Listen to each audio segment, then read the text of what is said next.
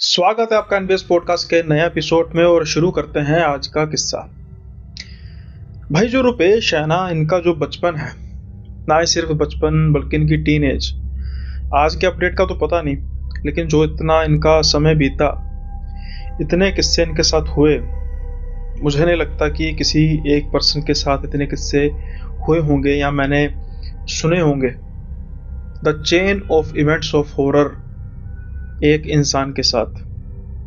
जल्दी से शुरू करते हैं इनका किस्सा। रुपेश, जिनके पिताजी पोस्टमैन थे, अब तो वैसे वो रिटायर हो चुके हैं, लेकिन जब पोस्टमैन थे तो इनकी बदली किसी दूसरी शहर में हुई, तो फिर वहाँ पर इन्होंने क्वार्टर में रहना शुरू कर दिया।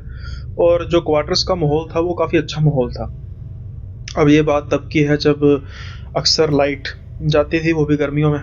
लेकिन उस समय लाइट का जो जाना था ना, वो अजाब नहीं माना जाता था। वो उसमें लोगों के इकट्ठे होने का एक जरिया बन जाता था। तो जो क्वार्टर की छत थी, बड़ी छत थी, क्योंकि क्वार्टर जो थे वो फैले हुए थे, मतलब ऊंचाई में ज़्यादा नहीं थे। तो बाकी जो घरों के लोग थे, उनके पेरेंट्स थे, वो भी आपस में छत पर बातें करते जब तक लाइट नहीं आती। और साथ के साथ ही हम जो बच्चे होते थे, हम भी शैतानियाँ करते छत पर, खेलते, कभी कोई खेल खेलते, कभी कोई खेल खेलते। अब ये जो किस्सा है ना, ये शुरू होता है उस दिन से जब आम तौर पर बाकी दिनों की तरह ही लाइट गई हुई थी। रात का समय था, लेकिन आज कुछ जो लाइट है ना, वो ज़्यादा ही देर तक गई। कुछ देर तक सारे पेरेंट्स आपस में बातें करते रहे। फिर सबने डिसाइड किया कि भाई लाइट का कब पता आएगा, तो ऐसा करते हैं, जो मंजियाँ हैं, जो चारपाई होती है, जो फोल्डिंग बेड होते हैं, वो ऊपर ही बिछा लेते हैं और सोना शुरू करते हैं। तो धीरे धीरे भाई सबके जो पेरेंट्स हैं उन्होंने बिछाए, हमारे लिए भी बिस्तरे बिछाए और हमें सोने के लिए कहा। लेकिन हम जो बच्चे थे वो क्या मानने वाले थे। हाँ, एक हादसा ऐसा हुआ कि जिसके बाद हम सब बच्चों ने डरते हुए कहा कि जो मर्जी हो जाए, हम ऊपर नहीं सोएंगे। क्योंकि जब हम खेल रहे थे तो हम अपने जो छत है उसके दूसरी ओर हम देख रहे थे। वहां पर हमें दो जलती हुई कुछ चीजें दिखाई दी। जैसे जोत होती है ना, वैसे जलती हुई चीजें दिखाई दी। अब ये हो सकता है कि कोई इंसान वहां से चल रहा हो, उसके हाथ में कोई मोमबत्ती दिया जैसी चीज हो। लेकिन कुछ ही समय बाद जो वो लाइट्स थी वो उस 4 फीट के ऊंचाई पर होंगी, तब देखते ही देखते वो ऊंचाई बढ़ते जाने लग पड़ी। जैसे जैसे वो ऊंचाई बढ़ती जा रही थी, आसपास और लाइट्स बढ़ती जा रही थी।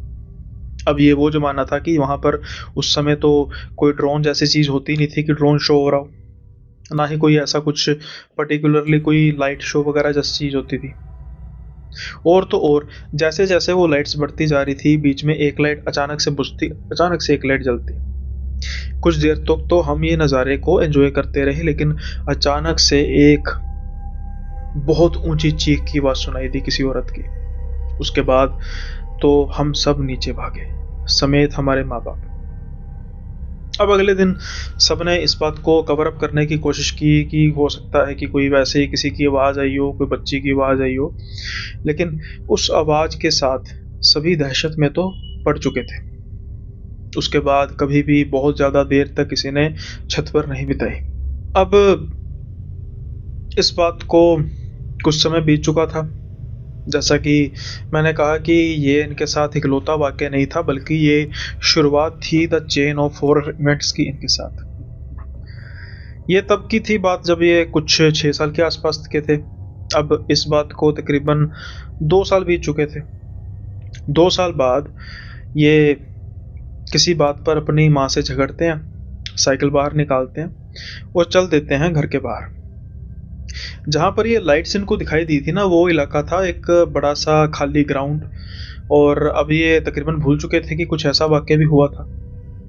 ये गर्मी के दिन में समय तो इन्होंने बिताना था। वहाँ पर एक बहुत बड़ा जामुन का पेड़ था। तो ये जामुन के पेड़ के पास जाते हैं और जामुन को देखने लग पड़ते हैं कि मैं भाई इस जामुन को तोड़ूं। चल तोड़ते हैं यार, और तो कोई काम नहीं। लेकिन अचानक इनका ध्यान जाता है कि दूर एक बूढ़ी सी औरत, जो देखने में लग रही थी कि वो इनको खड़ी देख रही है, और उसका जो फेस है वो काफ़ी अजीब है। वो हालांकि काफ़ी दूर थी।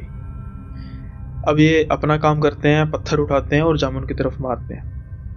अचानक से इनको कुछ महसूस होता है और फिर ये उस औरत की तरफ देखते हैं।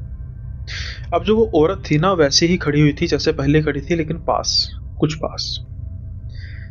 फिर ये उस चीज को दरकिनार करते हैं और फिर पत्थर उठाकर जामुन की तरफ मारना शुरू करते हैं। कुछ समय बाद फिर ये देखते हैं कि वो औरत जो है अब काफी पास खड़ी हुई थी। इतने कम समय में इतनी दूरी तय करना किसी भी, खास तौर पर किसी बूढ़े इंसान के लिए तो पॉसिबल था ही नहीं। अब उसकी जो शक्ल है वो साफ तौर पर नजर आ रही थी वो इंसानी ही, लेकिन बड़ी ही अजीब सी शक्ल। बिना हवा के भी उसके बाल उड़े जा रहे थे और मेरी तरफ काफी गुस्से से देख रही थी जैसे यह जामुन उसका हो। मैं ये चीज देखकर काफी ज्यादा डर चुका था और मैंने फटाफट साइकिल उठाई और भागा। अभी मैं कुछ ही दूरी पर गया था तो मैंने पीछे मुड़कर देखा तो पीछे कोई नहीं था। मुझे लगा कि कहीं वो पेड़ के पीछे तो नहीं छुपी। मैं घूमकर दूर से उस पेड़ की तरफ को घूमकर गया दूसरी तरफ से, वहां पर कोई भी नहीं था। यानी कि वो औरत अब सच में वहां पर नहीं थी। क्या वो सच में औरत थे भी या फिर कोई चुड़ैल? उस दिन तो मैं बेहद डरा गरा के मैं रोया, माँ के गले लगा और माँ को ये सारी बात बताई। उसके बाद से फिर ये बात तो अच्छी हुई कि मैं कभी माँ के साथ बहुत ज़्यादा लड़ा नहीं और साथ के साथ ही वो भी बहुत ज़्यादा मुझे कुछ कहती नहीं थी। अब ये भी बात हो चुकी थी। कुछ समय बीतता, हम जाते हैं गर्मियों की छुट्टियों में अपने ननिहाल। जो हमारा ननिहाल था उन्होंने अपना घर बदल लिया था। पहले वो रेंट पर रहते थे, अब वो रहने लग पड़े थे। उनका अपना मकान था। जो उनका मकान था ना उसके साथ ही एक मंदिर था। अब उस मंदिर में क्या होता था कि कई कुछ दिनों में जो जिसे वो कहते हैं ना उतारा किया जाता है वो होता था। हो सकता है कि इसके बारे में ननिहाल वालों को पता हो और ये एक आम बात हो, लेकिन बच्चों के लिए क्या ये आम बात होती थी? नहीं होती थी। अब हम जाते हैं, हम ऊपर छत पर खेलना शुरू करते हैं और आज वो दिन था जहां पर किसी का उतारा किया जा रहा था। जब हम छत पर खेल रहे होते हैं तो अचानक से मेरा ध्यान जो जाता है नीचे की तरफ जाता है। बिल्कुल दीवार के साथ ही वो मंदिर था। मैं देखता हूँ कि वहां पर एक बाबा जी बैठे हुए हैं और वहां पर एक औरत है जो सर घुमाई जा रही है। देखने में जवान, बिल्कुल नवविवाहित लग रही थी। चूड़ा उसने डाला हुआ था। उसकी सास या माँ साथ में बैठी हुई थी जो रो रही थी। उसका पति बैठा था, वो भी रो रहा था। अब कुछ देर तक वो सर घुमाई जा रही थी। हमें यह बात डरावनी ना होकर फनी लग रही थी कि ये क्या मजाक चल रहा है। लेकिन जल्दी ही जब उस बाबा ने उसको एक जोर से चिमटा मारा और उसकी जो आवाज निकली, उसके बाद तो हम सन के सन रह गए। कुछ देर तक वो बाबा उसको ऐसे ही पीटता रहा और उसकी सास और वो जो आदमी था, उसका पति था शायद, वो हाथ जोड़कर रोते रहे और बाबा उसको गुस्से से कहते रहे कि क्यों तो उसके पीछे पड़ी है, क्यों इस परिवार के पीछे पड़ी है, क्यों इस बेचारी लड़की के पीछे पड़ी है, इनका पीछा छोड़। वहीं वो कहता कि मैं अपना बदला लूंगा। अब आप सोच रहे हो कि कहती या कहता? नहीं, वो कहता था, क्योंकि जो उसके अंदर था वो थी तो औरत, लेकिन आवाज उसके अंदर से मर्दों की आ रही थी, जो यकीनी तौर पर किसी आदमी की आत्मा थी। अब कुछ देर तक यह सिलसिला चलता रहा और हम बड़े ही सीरियस स्पेक्टेटर्स बनकर देख रहे थे। फिर कुछ समय बाद जब बाबा ने कहा कि क्यों, वो कहता है कि मैं बदला लूंगा, मुझे बदला चाहिए अपनी मौत का। अब वो बाबा कहते हैं कि मतलब मैं समझा नहीं। फिर वो कहता है कि मुझे बदला चाहिए और बदला इसी परिवार से चाहिए। अब इस परिवार ने क्या किया था? वो कहता है कि मैं, मेरी पत्नी और मेरी बच्ची, हम तीनों बड़े हंसी खुशी रहते थे, पर अचानक एक दिन मेरी पत्नी की मौत होगी किसी बीमारी की वजह से। अब घर में मैं और मेरी बच्ची रह गए। मेरी बच्ची जो कि तकरीबन 8 साल के आसपास की थी, बहुत प्यार उससे करता था। लेकिन जो मेरे मामा का बेटा था ना, उसकी नीयत कुछ और थी। वो धीरे धीरे मेरे साथ उसने नज़दीकियां बढ़ाई, भाई भाई कहकर, और उसके बाद एक दिन मौका पाकर उसने मुझे मार दिया। केस बना एक्सीडेंट का। फिर उसने मेरी बेटी के साथ इतना बुरा सलूक किया, उसको नौकरानी की तरह रखा। एक दिन वो भी सदमे से कि उसके माँ बाप भी नहीं रहे, वो भी मर गई। लेकिन उसको कोई फर्क नहीं पड़ा, उसने जितने दिन रखा इतनी बुरा रखा, जानवरों के जैसे रखा। और ये जो लड़का है ना, ये उसी का बेटा है और ये उसी की बहू। अब मैं इसको मार कर ही छोड़ूंगा ताकि कभी इसका वंश आगे ना बढ़े। अभी ये बातें चल ही रही थी कि अचानक से मेरी नानी माँ ऊपर आती है, हमें वो डांटती हुई नीचे ले जाती है। अब उस किस्से का क्या हुआ क्या नहीं हुआ हमें उसके बाद कुछ नहीं पता। ये शायद तीसरा किस्सा था जो मेरे जीवन का पैरानॉर्मल था। मतलब मैंने आज से पहले ऐसा सीन तो कभी देखा नहीं था। अब कुछ बातें जो थी धीरे धीरे हल्की हल्की कोई पैरानॉर्मल एक्टिविटी होती रहती थी, मेरे लिए कोई बहुत बड़ी बात रह नहीं गई थी। डर लगता था, लेकिन एक लेवल होता है डर का। उसके बाद फिर एक बार क्या होता है कि हमने ग्रुप स्टडीज करनी होती है और मैं और मेरे दो दोस्त थे, वो एक घर में जाते हैं और कुछ देर तक हम पढ़ाई करते हैं और रात को जब फ्री होते हैं तो हम कहते हैं कि ऐसा करते हैं भाई, हम चलते हैं थोड़ा सा वॉक करते हैं। जब हम वॉक करने जाते हैं तो एक घर से मुझे किसी लड़की के अजीब सी तरीके की आवाज़ें आ रही थी। मैं उन आवाज़ों को समहाउ नोटिस कर पा रहा था क्योंकि कुछ ही साल पहले ऐसी ही आवाज़ें मुझे सुनाई दी थी उस मंदिर में, जब कोई लड़की पर पोजेस हुआ था, उस लड़की पर पोजेशन हुआ था और वो अजीब सी आवाज़ें निकाल रही थी। मैं पूछता हूँ अपने दोस्त से कि भाई ये कौन सी आवाज़ है, तो वो कहता है कि भाई ये दीदी हैं, उनके कुछ ही घर आ गए थे तो इन पर ना किसी बड़े ही मतलब किसी शैतान की जो साया है तो इनका इलाज चल रहा है। पहले तो मेरी अजीब सी तरीके से हंसी छूट जाती है, लेकिन कुछ ही देर में माहौल सीरियस हो जाता है क्योंकि जो मेरा दोस्त था ना, वो सामने बातें करते करते अचानक सीरियस हो जाता है। उसकी आंखें खुली की खुली रह जाती है या वो पूरी बात तक नहीं कर पाता। अचानक से मुझे अपने पास से घुर्राने की आवाज़ आती है। मैं देखता हूँ कि एक कुत्ते नुमा चीज़ जो देखने में कुत्ता भी नहीं लग रही, सियार भी नहीं लग रही, अजीब से लग रही थी, हमारी तरफ देखती है, तीनों की तरफ, और घुराते घुराते वो आगे चली जाती है। कुछ ही आगे जाके मानो वो गायब हो जाती है और मेरा जो बिल्कुल तीसरा दोस्त होता है वो कहता जल्दी से घर चल। अब ये होता है, मैं कुछ समझ नहीं पा रहा था कि क्या हुआ और इसको क्या हुआ जो सामने खड़ा है जिसकी तो बोलती बंद होगी। जब हम घर जाते हैं तो वो बताता है कि भाई जब मैं ये तुम्हें बात बता रहा था ना, उस घर से एक परछाई निकली, वो देखते ही देखते जानवर में तब्दील होगी और घुराने की आवाज आने लग पड़ी। ये तो अच्छा हुआ कि मैंने रुद्राक्ष की माला डाली हुई थी, नहीं तो वो काम खराब हो जाना था। पता नहीं वो क्या शय थी और उस घर से निकली थी, तो जो दीदी पर कुछ हुआ तो हमारे पर अगर कुछ हो जाता तो क्या होता। बस वो पहला और आखिरी दिन था जब हम उनके घर में ग्रुप स्टडी करने गए, क्योंकि इतना रिस्क मैं ले नहीं सकता था। अब जैसा मैं कह रहा हूँ कि भाई chain of horror events continuous. अब ये थोड़ा सा बड़े होते हैं और जाते हैं अजमेर हायर स्टडीज़ के लिए। वहाँ पर ये रूम लेते हैं जहाँ पर ये दो लड़के, एक थे और एक इनका और दोस्त बन चुका था, और रहता दूसरे रूम में था, लेकिन इन तीनों की दोस्ती काफ़ी अच्छी थी।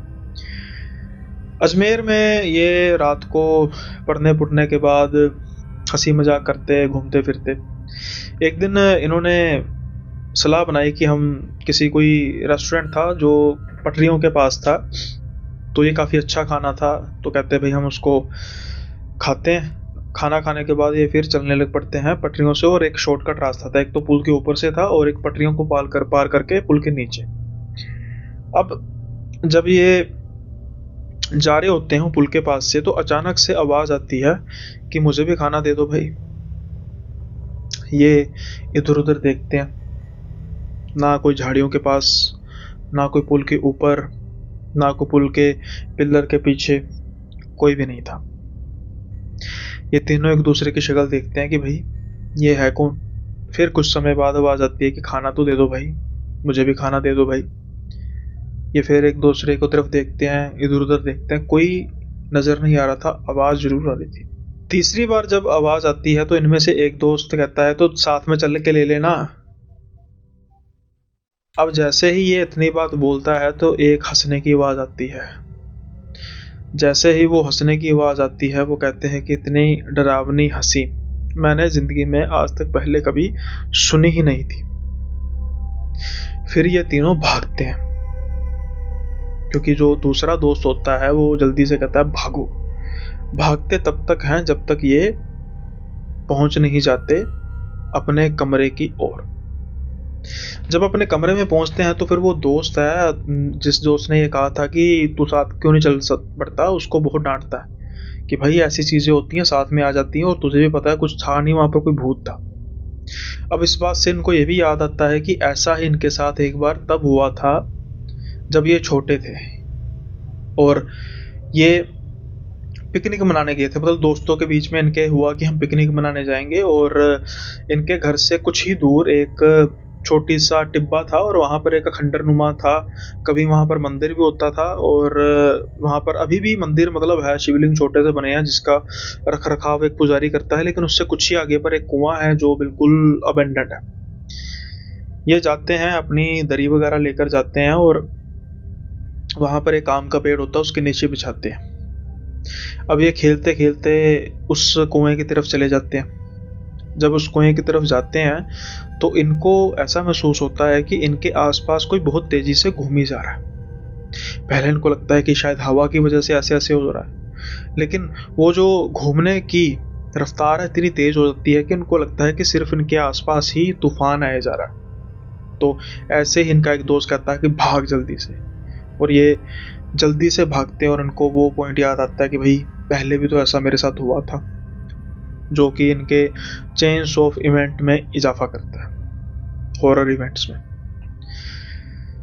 कुछ देर ये उस रूम में रहते हैं, और फिर जो उस रूम में मेंटेनेंस वगैरह के इश्यूज थे जिसकी वजह से ये रूम को छोड़ते हैं, और एक नई जो बला है उसको गले लगा लेते हैं। अब वो क्या थी, नई जगह पे जाते हैं, एडवांस पैसे भी देते हैं दोनों दोस्त। वो जो तीसरा दोस्त था वो चेंज नहीं करता, ये दोनों दोस्त चेंज करते हैं। और हालांकि वो उस हादसे के बाद जब इनको आवाज़ ऐसे सुनाई देती है तो कोई भी किसी भी तरीके की कोई प्रॉब्लम होती नहीं। अब जब ये नई जगह पे जाते हैं तो जो उस रूम की आंटी थी वो इनके साथ बड़ा अजीब बिहेव करती थी। अजीब इन द सेंस कि बड़ा जैसे होता है ना कि बहुत ज़्यादा मतलब अपनापन दिखाने की कोशिश करे तो तब भी बंदे को बच के रहना चाहिए, ऐसा ही कुछ था। इनको ये बात बहुत अजीब महसूस होती। वो अक्सर आए दिन इनको कुछ मीठा खाने को देती थी, हालांकि इन्होंने आज तक कभी कुछ खाया नहीं। एक दिन ये अपने कोचिंग सेंटर में पढ़ रहे थे, और इनकी दोस्ती होती है एक लड़की के साथ। तो बातों बातों में लड़की पूछती है कि कहाँ रह रहे हो, तो ये सारा बताते हैं कि वहाँ पे रह रहे हैं। जैसे ही वो लड़की को इस बात का पता लगता है तो वो कहती है कि अरे तू उस डायन के साथ तुम रह रहे हो। अब जैसे ही ये बात करते हैं, डायन के साथ मतलब मैं समझा नहीं। फिर वो बताती है कि वो जादूगरनी है बहुत बड़ी, उसको तो सारे डायन कहते हैं, मुझे भी नहीं पता था। मैं भी अपनी सहेली के साथ वहाँ पे रहती थी, क्योंकि पहले ये सारा गर्ल्स का ही था। अब तो वहाँ पर सिर्फ बॉयज़ है, क्योंकि गर्ल्स को तो पता लग चुका है। वो कभी किसी के बाल तोड़ती, उस पर कोई काला जादू कर लेती, कभी किसी को मीठा खाने के लिए देती। तुम्हें भी दिया होगा, तुमने खा लिया होगा। हम दोनों एक दूसरे की शक्ल देख रहे थे और सोच रहे थे कि शुक्र है कि हमने खाया नहीं।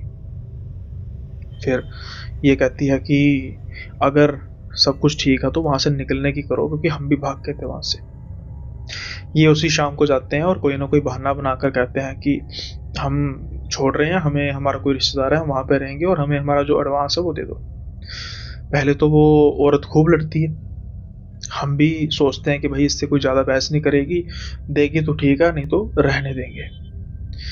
हालांकि वो मानती नहीं है, तो फिर हम अपना सामान उठाकर दूसरी जगह पर चले जाते हैं। 2-3 दिन बाद उस औरत का फ़ोन आता है, और वो कहती है कि वो एडवांस जो है तुम अपना आके ले जाओ। मैं तब गुस्से में थी, मुझे ऐसे बात नहीं करनी चाहिए थी। अब हमारा तो बिजनेस है, तुम 10 जानों को कहोगे कि हमारा एडवांस नहीं दिया, नाम खराब होता है, तो ले जाओ। लेकिन आओ सिर्फ रात के 10 बजे के बाद। ये हैरान होते हैं कि भाई ये क्या बात हुई। फिर भी कहते हैं कि चलो भाई जो आ रहा है आने दे। 10 बजे के बाद ये जाते हैं अपनी बाइक से, और लेडी बाहर आती है और आज उसकी शक्ल बड़ी अजीब लग रही थी और हमें तो उसको देख के डर लग रहा था। शायद हमारा हेलुसिनेशन हो रहा था, परसेप्शन बन चुकी थी, लेकिन जो भी था कुछ अच्छा नहीं था। हम मेरा जो दोस्त है वो जल्दी से हाथ आगे करता है, वो 2000 रुपये उसको पकड़ाती है। हम बाइक पर बैठते हैं और चल देते हैं। मेरा दोस्त कहता है कि यार ये ना मुझे कुछ अजीब लग रहा है, ये पैसों पर ना कुछ लाल लाल सा मुझे हल्का हल्का रंग लग रहा है। वो मैं कहता हूँ कि यार वैसे ही होगा कुछ। कहता भाई तुझे याद है ना उस लड़की ने क्या कहा है? मैंने कहा हाँ यार ये तो मैं भूल ही गया। तो क्या करे, इसको फेंक दे? तो मेरा दोस्त कहता है नहीं नहीं, मैंने सुना कि अगर ऐसा हो ना तो ऐसे पैसों को जो है वो या तो मंदिर में चढ़ा देना चाहिए या फिर खर्च कर देना चाहिए। अब भाई अब सच बोलो हमारी इतनी हिम्मत थी नहीं। 1000 रुपये आज के नहीं, तब किया जब ये पढ़ते थे और आज ये बड़े हैं काफ़ी। तो हमारी इतनी हिम्मत थी नहीं कि हम मंदिर में चढ़ा देते। हमने सोचा कि हम इसको कल ही खर्च देंगे, खाएं पिएंगे नहीं कुछ, और कोई चीज़ वूज ले लेंगे, एसेसरीज वगैरह ले लेंगे, कुछ भी लेंगे, लेकिन 1000 रुपये खर्च देंगे। अब अगले दिन जब इनका दोस्त उठता है उसके हाथ में काफ़ी ज़्यादा दर्द थी। जब मैं उसका हाथ देखता हूँ तो उसका जो अंगूठा और साथ की 2 उंगलियां बिल्कुल स्वेलिंग हुई हुई थी। मैंने सोचा कि भाई किसी कीड़े कूड़े ने काटा होगा। कहता यार कीड़े ने काटा होता तभी पता लगना, ये तो सारी रात मैं सो रहा था, सुबह ही ज़्यादा दिक्कत हुई है मुझे। फिर मैं सोचता हूँ कि भाई क्या हुआ होगा। कहता चलो यार डॉक्टर के पास चलते हैं, मुझे कुछ अजीब सा महसूस हो रहा है। ठीक है। अब डॉक्टर के पास जाया जाता है तो डॉक्टर कहता है कि अभी थोड़ा सा टाइम लगेगा, भीड़ थी।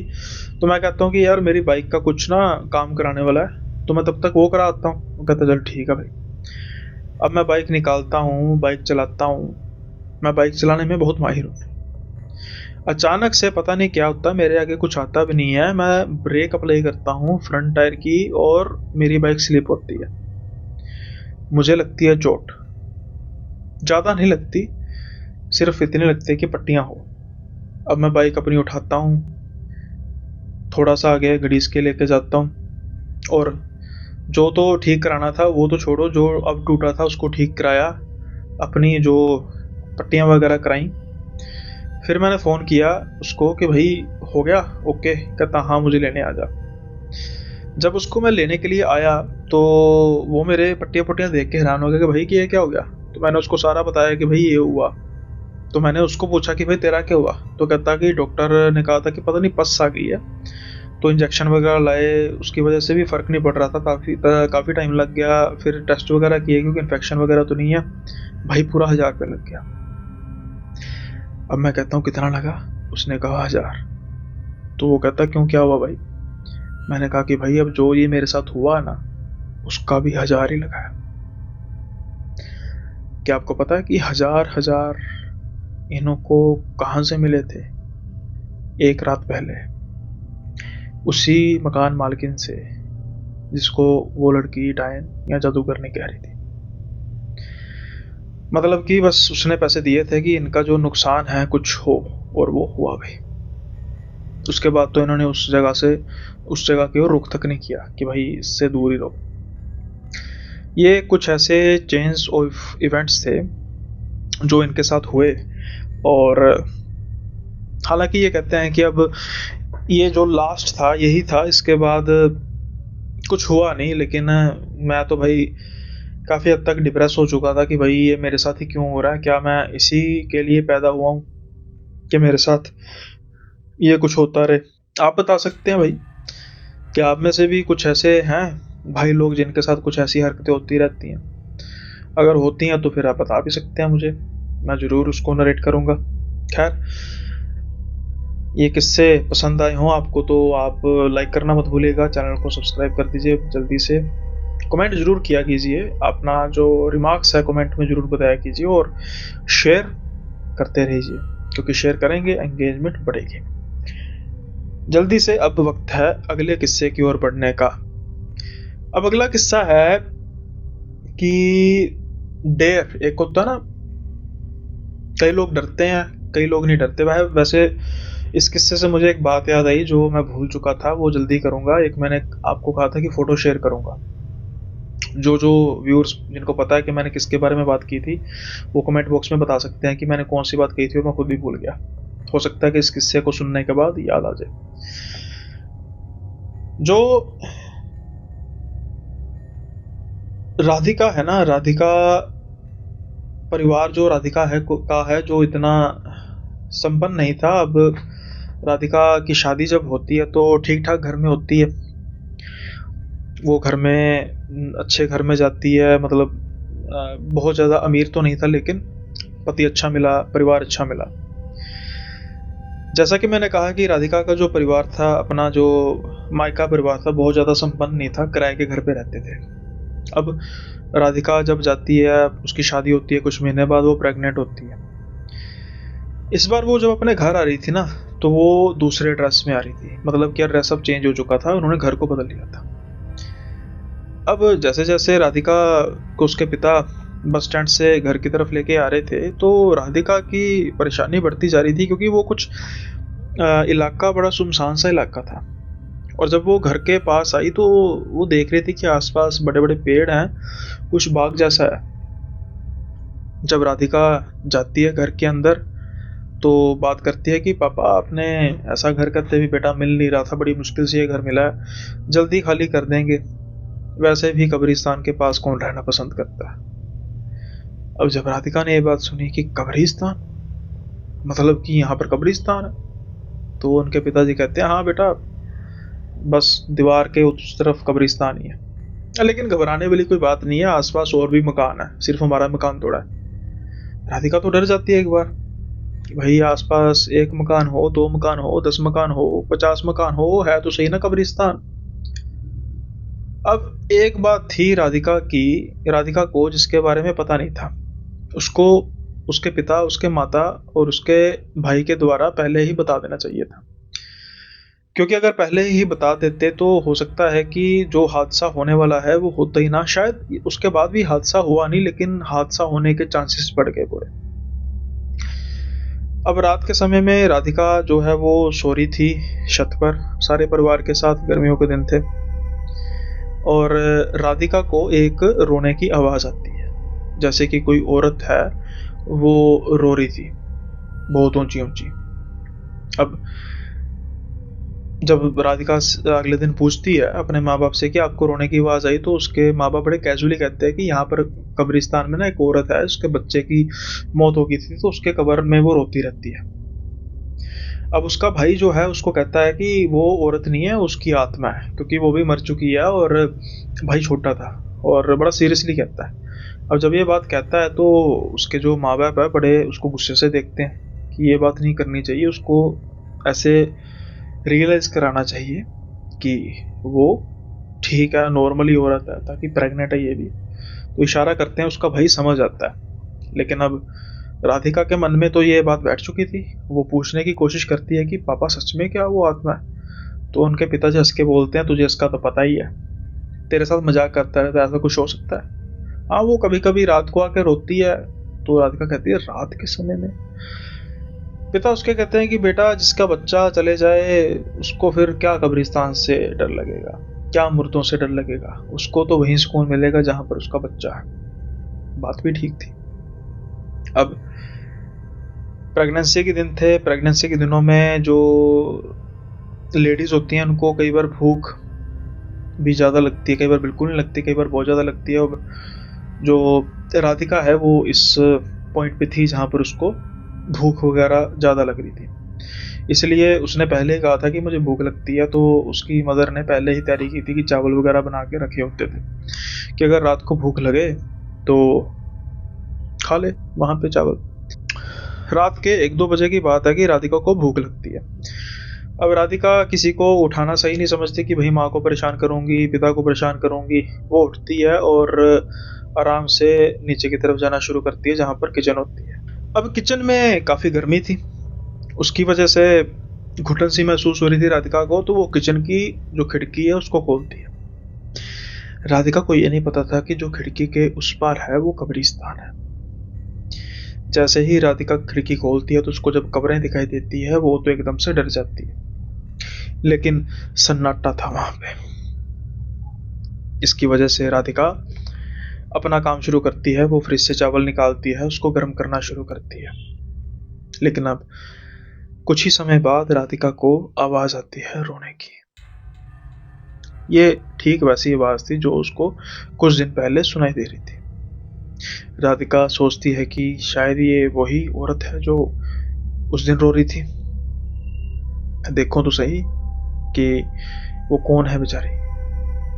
वो धीरे धीरे उस खिड़की के उस पार देखती है। अंधेरे में उसको कोई नजर नहीं आ रहा था, सिर्फ रोने की आवाज सुनाई दे रही थी। राधिका को थोड़ा सा अंदेशा था कि जो कुछ भी है वो गलत है, लेकिन फिर भी उसका मन, जैसे एक ममता होती है ना कि बच्चा बेचारा मर गया होगा, उसकी कब्र पे रो रही है, मैं देखूं तो सही, वो इधर उधर झांकती रहती है, उसको कोई नजर नहीं आता। फिर उसके मन में एक विचार आता है कि मेरे पास मोबाइल है, मैं मोबाइल की टॉर्च को जलाती हूँ और देखती हूँ। अब वो मोबाइल की टॉर्च को जलाती है, वो टॉर्च को स्पॉटलाइट की तरह घुमाना शुरू करती है। अचानक से उसकी जो टॉर्च है एक जगह पे आकर रुकती है। वहां पर उसको एक आकृति दिखाई देती है, एक औरत, जैसे मानो एक कब्र के सामने बैठकर रो रही थी। वो देखती है कि एक औरत रो रही है। बड़ी मनहूसियत वाला सीन था वो। राधिका की आंखें भी नम हो चुकी थी, क्योंकि वो भी कुछ दिनों बाद मां बनने वाली थी और कहीं ना कहीं वो उस दर्द को समझ सकती थी। लेकिन रोते रोते उस औरत का चेहरा अचानक से घूमता है लाइट की तरफ, और जब वो लाइट की तरफ चेहरा घूमता है, वो चमकती हुई आंखें और वो बड़े बड़े दांत इस चीज की गवाही दे रहे थे कि जो वो रो रही है वो औरत नहीं है, बल्कि कोई प्रेतनी है। जैसे ही ये देखती है राधिका चेहरा, उसकी तो मानो चीख निकल जाती है। बात यहीं तक खत्म नहीं होती। वो औरत अब जानवरों की भांति भागते भागते भागते भागते आती है उस खिड़की की तरफ। जो इनकी रसोई थी वो दूसरी मंजिल पर थी। ना जाने वो कैसे जल्दी से दूसरी मंजिल की तरफ चढ़ती है। ये बस सन होकर खड़ी थी और वो औरत इसके सामने थी। लेकिन अचानक लाइट जलती है और वो औरत मानो आंखों के सामने ओझल हो जाती है। राधिका का शरीर का हर एक अंग कांप रहा था। बड़ी मुश्किल से उसको पिता, उसके माँ, उसका भाई सहारा देते हैं। काफी देर तक तो राधिका इस हाल में नहीं थी कि वो कुछ बोले। आज रात काफी लंबी होने वाली थी। जब काफी देर तक राधिका अपने सेंसेस में नहीं आती तो उसको फिर हॉस्पिटल लेकर जाया जाता है, जहां पर ये पता लगता है कि अगर कुछ देरी हो जाती तो इसका मिसकैरेज भी हो सकता था। अभी वो स्टेज नहीं थी जहां पर जो बेबी है वो डेवलप हो चुका हो बहुत ज्यादा, और जितना वो डर चुकी थी, जितना पसीने की वजह से उसका एनर्जी लूज हुई थी, तो मिसकैरेज होना लगभग तय था। लेकिन भगवान की कृपा थी कि बच गई। अब जब ये होता है तो उसके बाद फिर राधिका सारा वाक्या बयां करती है और वो बिल्कुल मना कर देती है कि वो अब उस घर में तो कभी नहीं जाएगी। जैसे मैंने कहा ना, मजबूरी। शायद इनके घर वालों को भी तो पता था कि जो वो रो रही है वो कोई और नहीं बल्कि प्रेत है। उनकी बेटी जो प्रेग्नेंट थी, क्या उसको वो ना कर सकते थे कि तू मत आ, क्योंकि जहां हम रह रहे हैं वहां पर कुछ आसार ठीक नहीं है। लेकिन क्या कह सकते थे, क्या कर सकते थे। वहीं दूसरी ओर उस नन्ही सी जान का क्या कसूर, जो अभी दुनिया में आई नहीं, और इस सारे मामले के चलते उसके साथ कुछ भी हो सकता था। उसके बाद उसके घर वालों ने ये बात तो शुरू की कि भाई हम जगह ढूंढेंगे, और राधिका फिर कभी वापस आई नहीं उस घर में। और जब उसका बेबी हुआ, कुछ समय बाद उन्होंने मकान बदला, फिर वहीं पर आई। लेकिन ये इकलौती घटना जो राधिका के साथ हुई, आज भी जब उसके बारे में राधिका सोचती है तो वो सन की सन रह जाती है।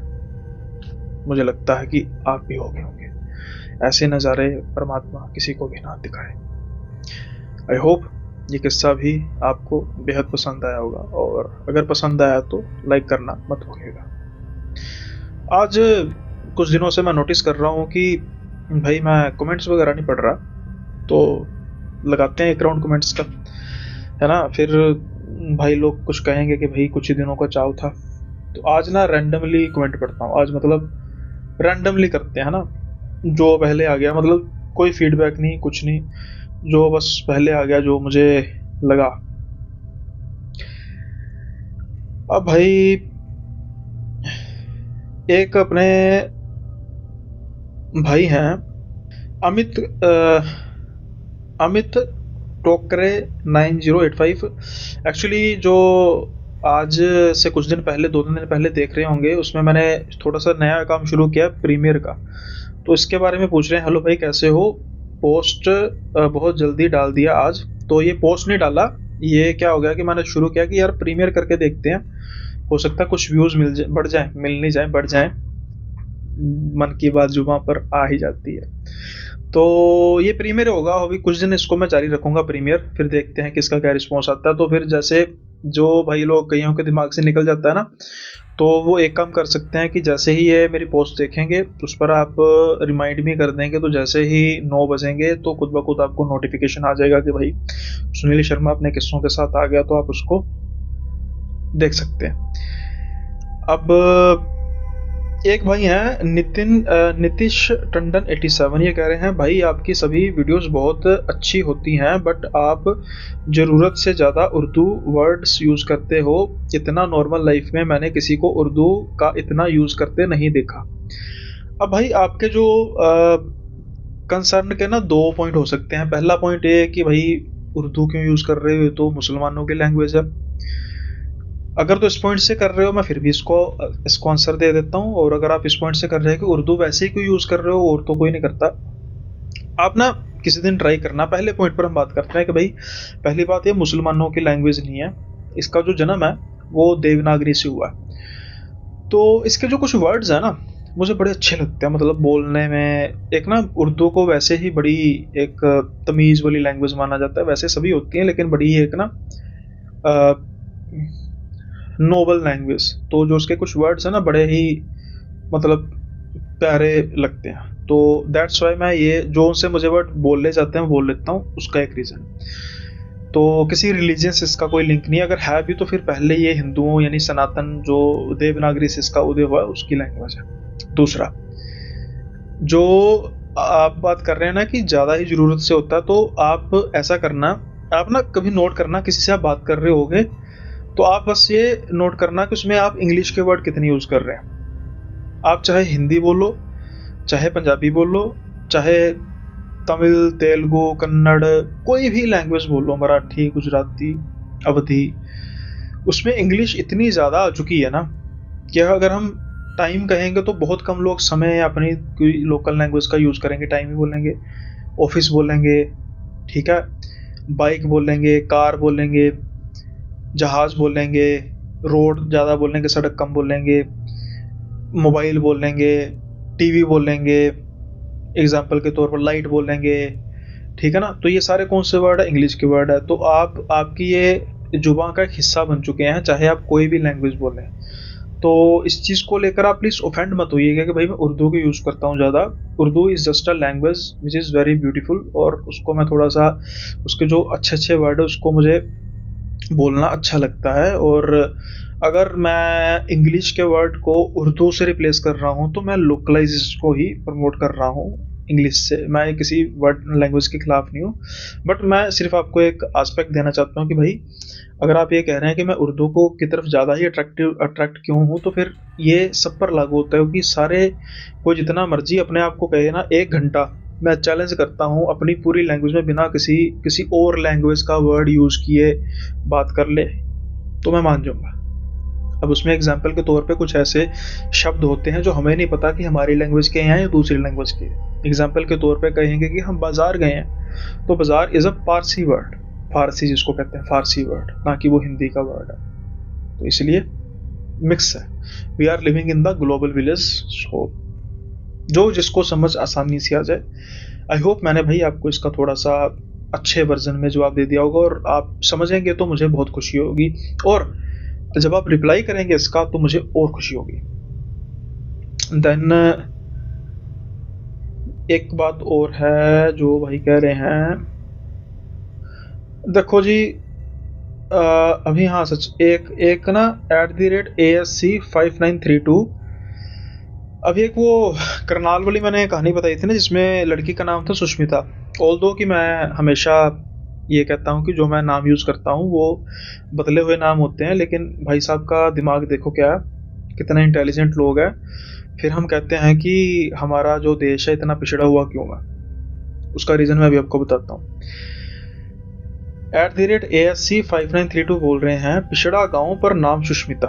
क्यों भाई, नहीं हो सकता क्या? बड़ी ही लॉजिकल बात की है यार। आप ही कमेंट में आंसर दे देना जो भाई सुन रहे हैं इनको। मैं क्या दूं यार, बताओ, है ना। मुझे, मैंने बस इसको नोटिस कर दिया, इससे ज़्यादा मैं क्या कहूँगा। अच्छा भाई सच सॉरी यार, वेब वेब सिलिंगर जी सॉरी, मैं बातों बातों में भूल ही गया आपको। वेब सिलिंगर जी कह रहे हैं, नमस्ते सुनील भाई, watch your all videos and I love listening to them भाई, keep up your amazing work, मुझे भी हेलो बोल दियो आज। तो भाई आपको मैंने हेलो भी बोला है और अपनी वीडियो के आर्काइव में हमेशा के लिए कैद भी कर लिया, अब आप भाग नहीं सकते। तो उम्मीद करता हूँ कि कमेंट भी करते होंगे। पहले वैसे आज बहुत कम करते हैं, चलो कोई बात नहीं। लाइक आपने किया ही होगा, वीडियो को हर बार की तरह करते भी होंगे, और साथ के साथ ही सब्सक्राइब किया होगा। अगर नहीं किया होगा तो पाप लगेगा, सच में कह रहा हूँ। तो बस ये आज के कुछ कमेंट्स हैं जिनको मैं ऐड करना चाहता था, तो उनको कर लिया ऐड। बाकी देखेंगे कुछ और। आपके अच्छे अच्छे कमेंट्स जरूर लिखा कीजिए यार, मज़ा आता है ये पार्ट करने का, बड़ा मज़ा आता है, एक कनेक्ट हो जाता है। और अभी हाँ जल्दी ही कुछ व्हाट्सएप वाला भाई मैं सोच रहा हूँ यार, भूल गया था व्हाट्सएप वाला। ऐड करते हैं, व्हाट्सएप पे ग्रुप बनाएंगे, बात किया करेंगे। हाँ, कौन कौन मेरे साथ व्हाट्सएप पे ऐड होना चाहता है? सिर्फ सीरियस लोग। गाली गलोच रिमूव, बदतमीज रिमूव हो जाएंगे। जो सच में चाहते हैं कि हम बातें करें, अच्छी बातें करें, दैट्स वाई एक ग्रुप बनेगा, एक कम्युनिटी बनेगी। जो लोग अच्छे तरीके से बिहेव किया करेंगे कमेंट्स में भी, वो मेरे ग्रुप का हिस्सा भी बन जाएंगे, ठीक है ना। अदरवाइज आप कमेंट में तो काफ़ी कुछ लिखते हैं, अच्छे भी हैं बुरे भी हैं, कोई दिक्कत नहीं। जो मैंने चूज़ करना है मैं चूज़ कर लूँगा। सो आज का जो एपिसोड है उसको यहीं पर विराम देते हैं। मिलेंगे जल्दी ही अगले एपिसोड में नए किस्सों के साथ। तब तक के लिए बाय बाय, अपना ख्याल रखिएगा।